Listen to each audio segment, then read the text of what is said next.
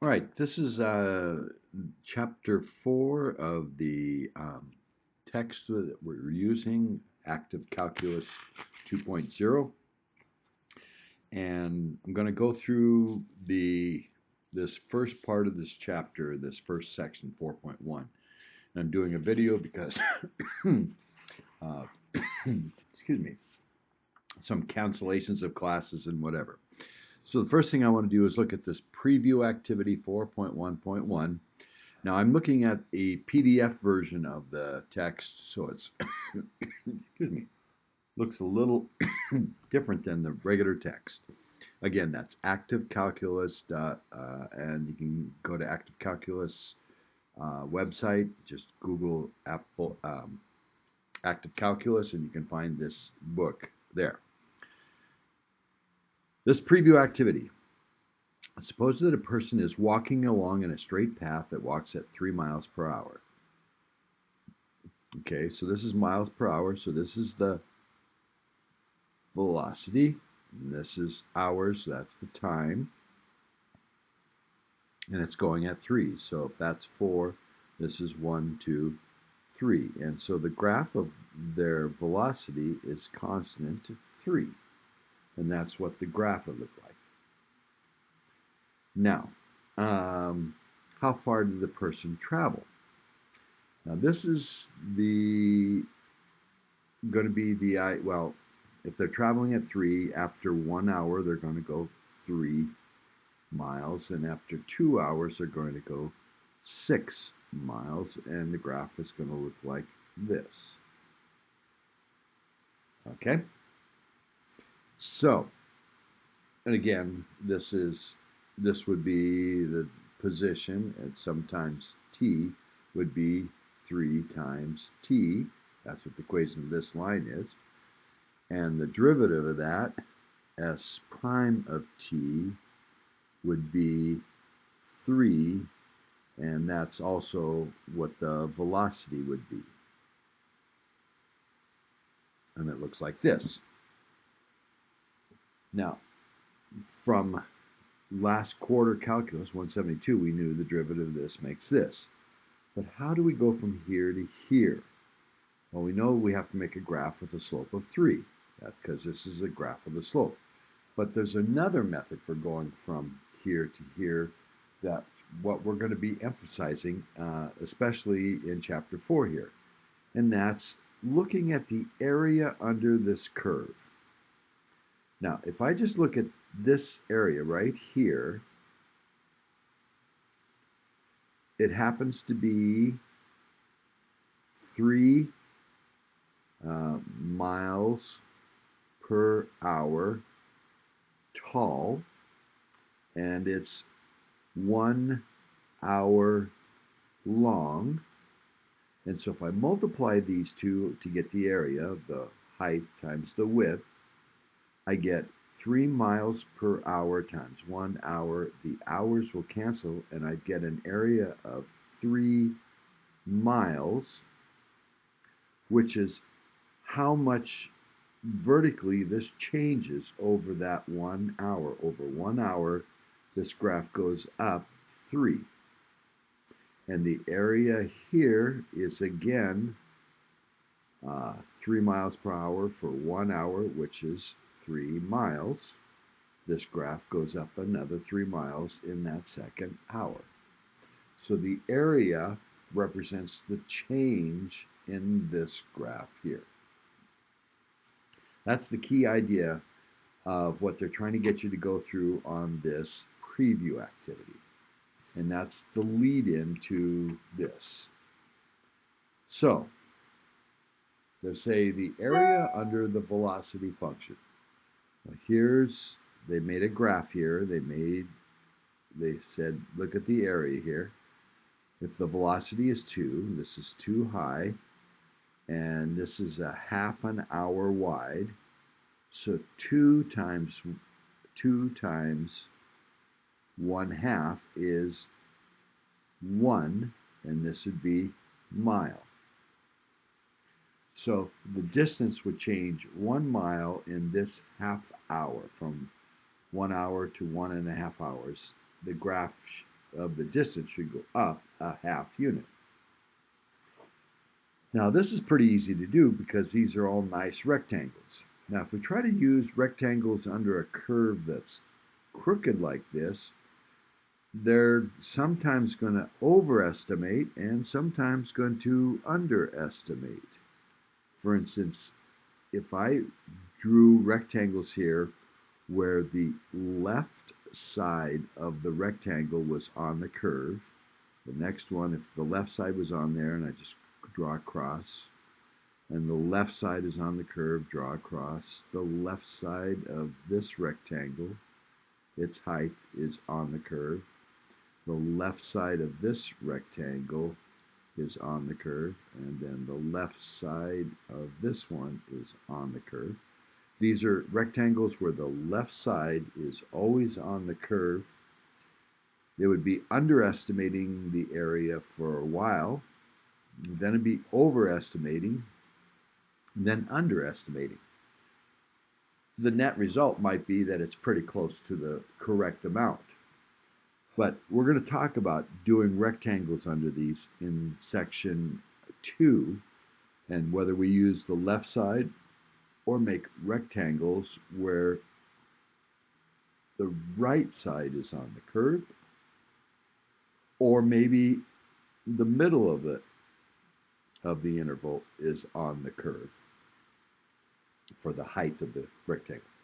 But we're going to do different methods of looking at that. But the area is what we're interested in, and it tells us on a velocity graph, if we find the area in the curve, it tells us how the distance has changed.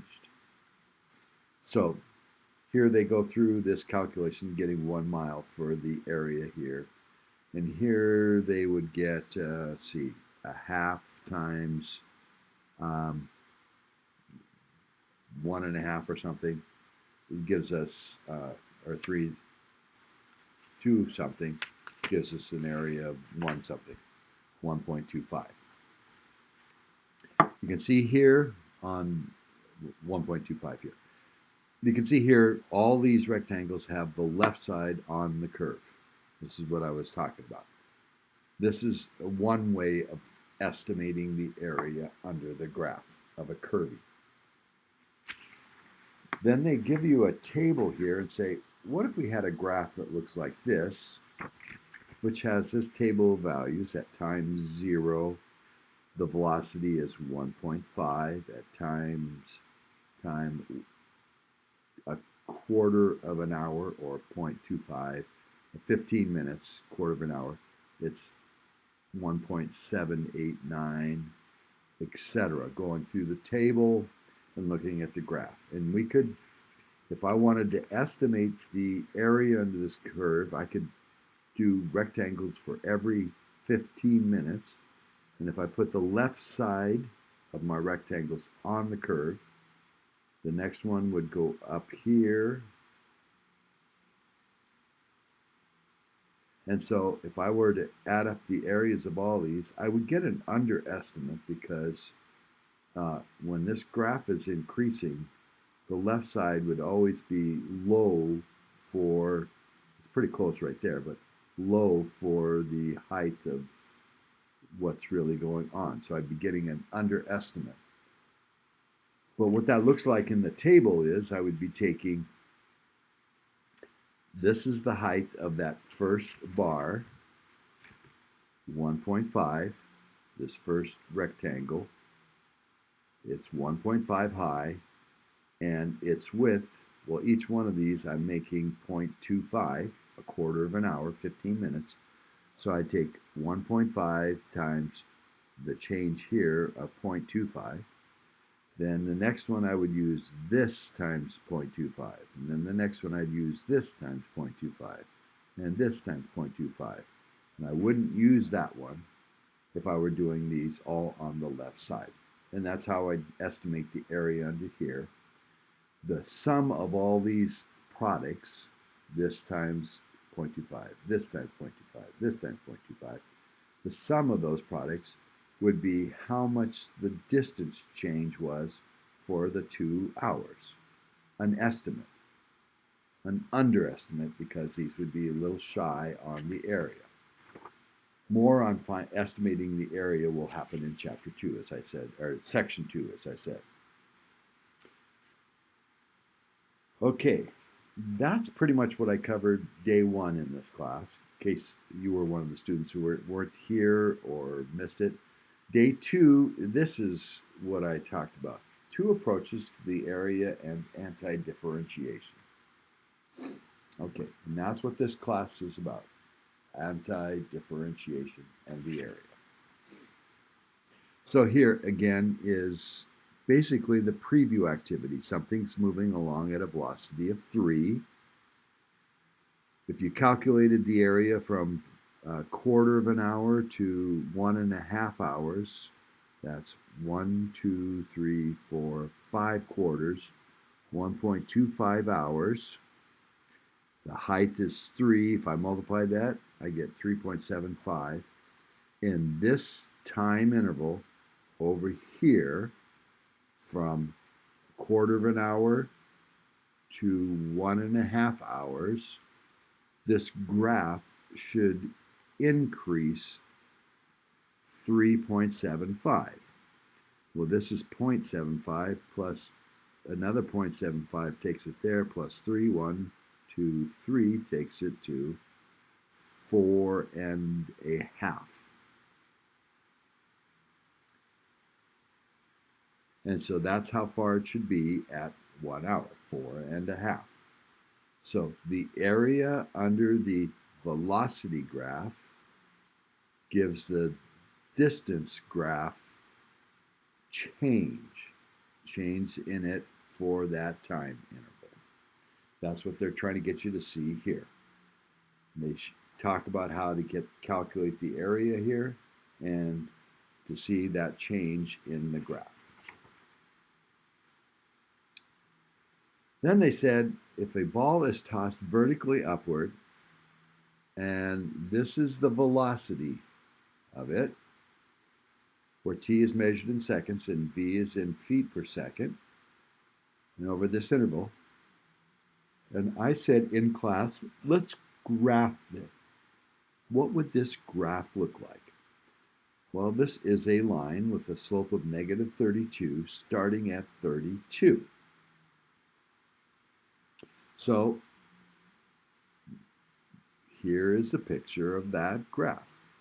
Starts at 12, 24, this would be 36, so 32 is here, and going down 32 for 1, another 32 for 1. Then in class, I asked you, the students, to calculate the area here. And so this is 1 second, and this is 32 feet per second. And so the area would be 32 times 1, 32, and feet per second times seconds, the seconds would cancel, and we get feet. This area is telling us that that would be if this is a rectangle, but this is a triangle, so it's half of that, so it's 16 feet. This is saying that the distance would change by 16 feet. So if I were drawing a picture of this thing being tossed, it's going to go up to 16 feet. Then it's going to come back down. And that's what this area is going to represent. Since it's below the axis, it's still 1 by 32 in half, 16 feet, but it's below the graph, and so it's negative, and so it's decreasing the height. So if I were making a distance graph for this,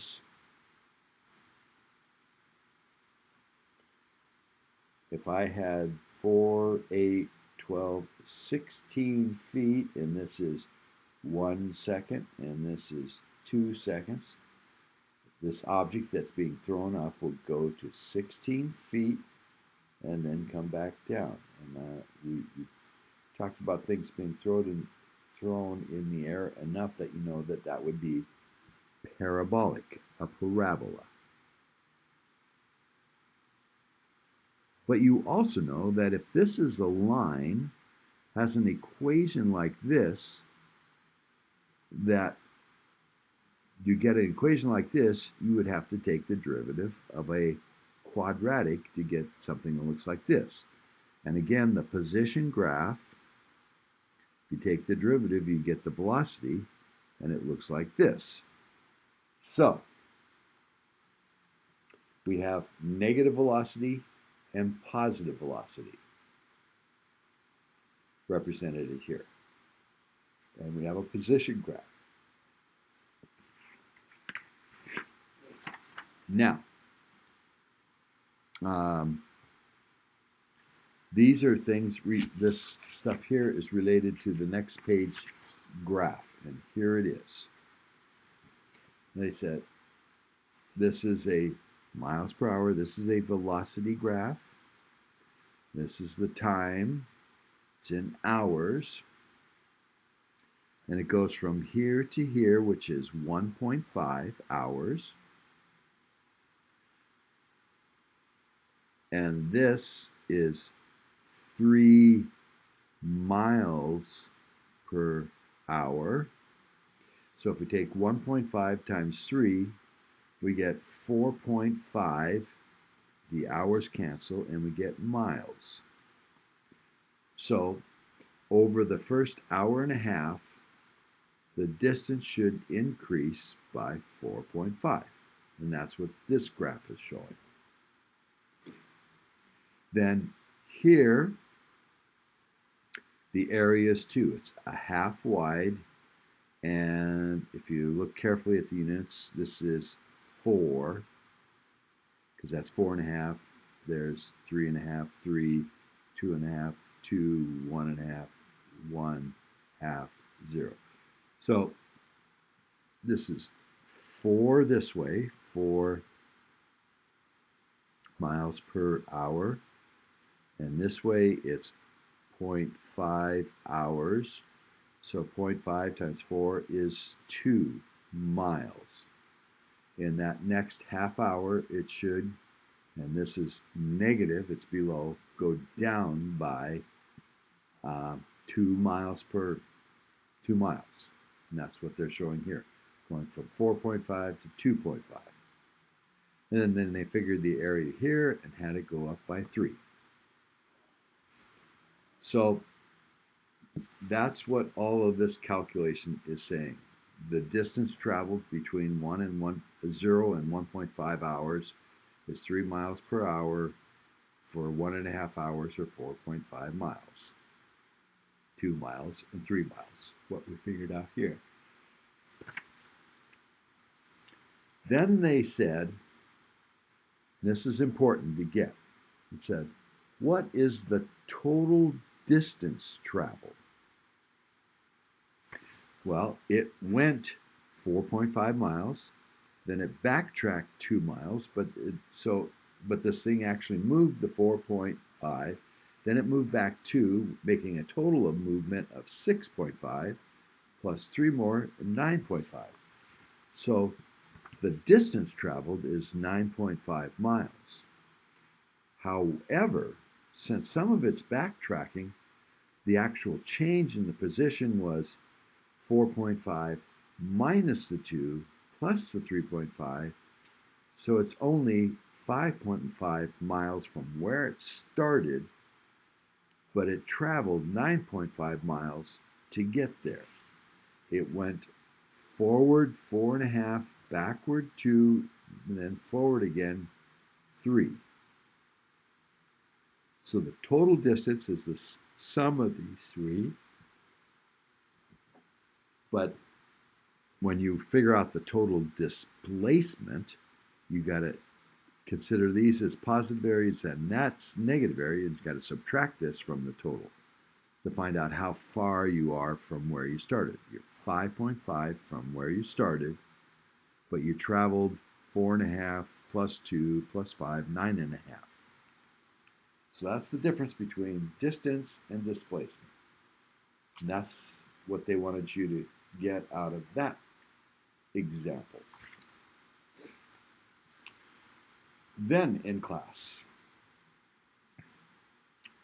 I asked the students if this is a velocity graph of an object moving in a straight line path, if this is the velocity, to make the distance graph. Now, I recommend that you pause and try doing this on your own. But I'm going to go on and do this two ways. Trying to explain it to you a couple of ways of doing this. Now, the grid here is pretty light. I hope you can see this in the video. I'm going to find the area. This is in seconds, so this is 2 seconds. This is 1 second. So I'm going to go to the half second. So this is a half a second wide. And I'm going to figure out the area of one square on this grid. It's a half second wide, and it's a half a meter per second tall. So 1/2 second times 1/2 meter per second. If I multiply these, I get 1/4 meters. So an area of one square of the grid on this graph, represents a change in the distance over here of 1/4 of a meter. So if I look at how many squares are underneath this graph in the first half second, I see 1, 2, then I see this one's got a chunk cut out of it that's equal to the size of this chunk up here. So if I put it down here, it would be actually 3 full squares are under the graph in that first half second. So that's 3 1/4 or 3 meters. So 3/4 of a meter. So in the first half second, it goes 3/4 of a meter. That's 4, that's 3, that's 2, that's 1. 3/4 is right there. If I look at the next half second, it's a half by 1, which is a half, but cut in half is a quarter. Or it makes this piece will fill in this here and make 1 full square, which is 1/4 meter. So in the next half second, I got to go up 1/4 meter. So it goes like this.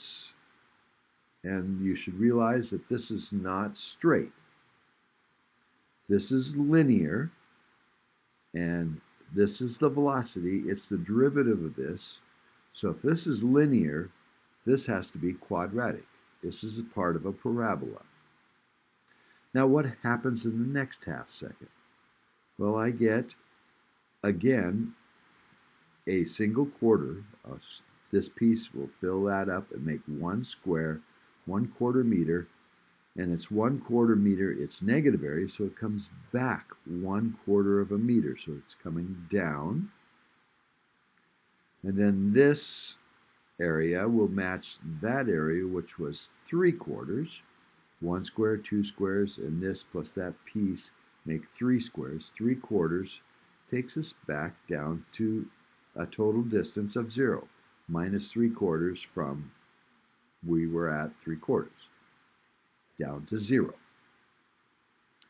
Now here, this is easier. We got 1, 2, 3, 4/4, which is 1. So the next, and it's negative, so this is -1, so we're going to come down 1 unit. And then we're going to do it again. 1, 2, 3/4 of a meter, which 3 1/4, 4 1/4 is 1. So it's going to come down another 1. Then here, this area is 3/4. So it's going to and this is still negative, so it's going to come down another 3/4. And then here is 1 square's worth, which is another quarter. So at 4, we're down to -3.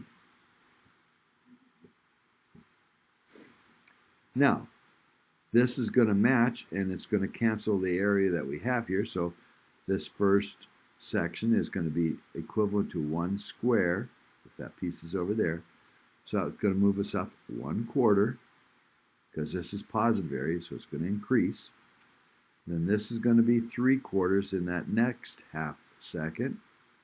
So 3/4 would take us to there. And the next one is 1, 2, 3, 4, 5 squares, so 5/4, 1 1/4. 5/4 is 1 1/4. And then we got 1, 2, 3, 4, 5, 6, 7 squares, 7/4, which is 1 3/4, 3/4 and 1, which takes us to to 1 meter at 6 seconds. Then we're going to get that same amount on this side, another 7/4. So that's 1 3/4. It's going to take us to there. And then the next one is going to be 5/4 or 1 1/4, which is going to take us up to 4. And then we're going to get 1, 2, let's see, that's 1, 2, 3, 4, 5 quarters, and then 1, 2, 3/4, and then 1/4. You notice this is all linear, and this then becomes all a parabola, then a parabola. They're parabolas all the way through. So that's how you would get the distance graph, the position graph, from the velocity graph, using the area under the curve. Okay?